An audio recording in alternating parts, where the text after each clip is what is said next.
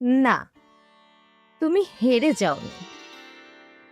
তুমি বরং জীবনের সেই কঠিন সীমান্তে এসে দাঁড়িয়েছ, যেখানে পুরনো তুমিকে পিছনে ফেলে নতুন তুমিকে এক অপরূপ রূপ দিচ্ছ। তুমি একটি পরিবর্তনের মাঝখানে দাঁড়িয়ে রয়েছ, একদিকে ফেলে আসার সময়, আর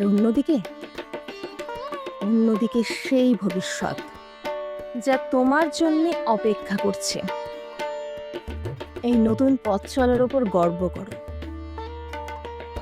করো সেই প্রত্যেকটি পদক্ষেপের উপর যা তুমি একা নিয়েছ।